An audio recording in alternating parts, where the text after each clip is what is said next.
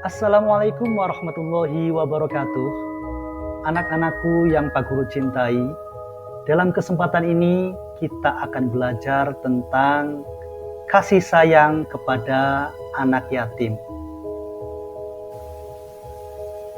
Anak-anakku, pernahkah kalian melihat pemandangan seperti ini?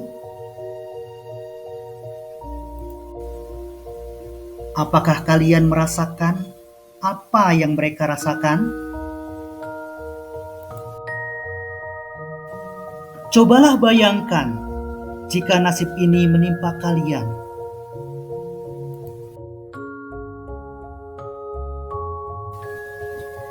Dari gambaran tersebut, kalian pasti sudah paham siapa dan bagaimana anak yatim itu. Dan mungkin kalian juga sudah tahu alasannya mengapa kita harus menyayangi anak yatim. Adakah anak yatim di sekitarmu? Lalu, bagaimana sikapmu terhadap mereka? Oleh karena itu, marilah kita menghubungkannya dengan pesan pokok dari surat Al-Ma'un. Masih ingat surat Al-Ma'un?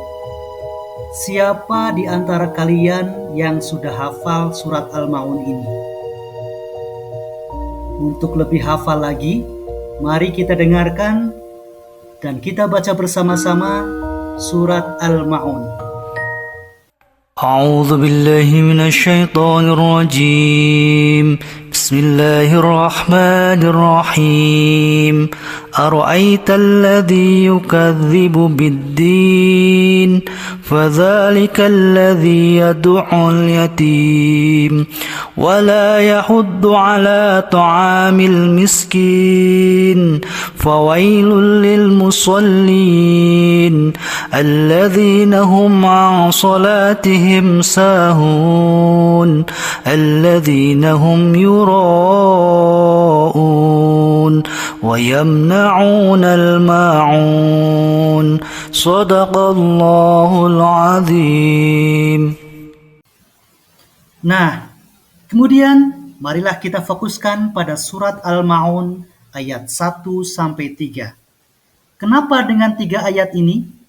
Karena 3 ayat ini memiliki asbabun nuzul yang sama. Ara'aital ladzi yukadzibu biddin. Tahukah kamu orang yang mendustakan agama? Fadzalikal ladzi yad'ul yatim. Itulah orang yang menghardik anak yatim. Wala yahuddu ala ta'amil miskin.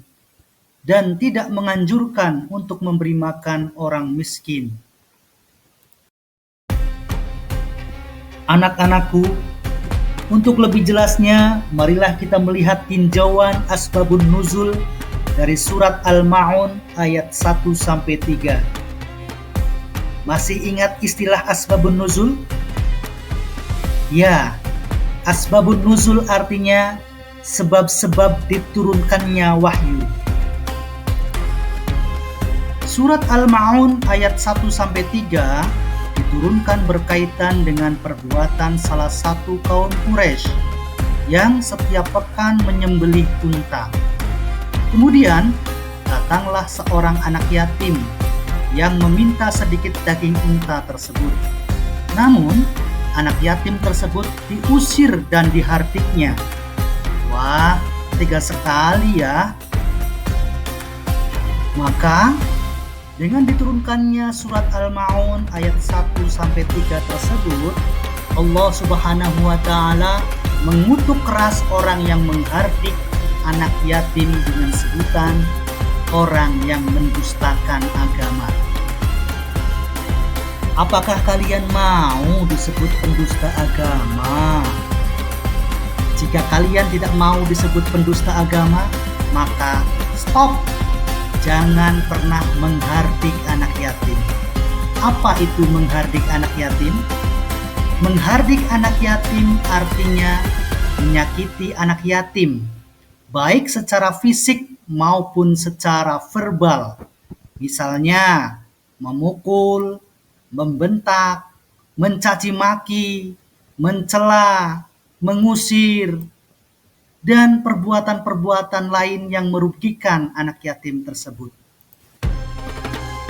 Sebaliknya, marilah kita berbuat baik kepada anak-anak yatim dengan cara menyayangi mereka.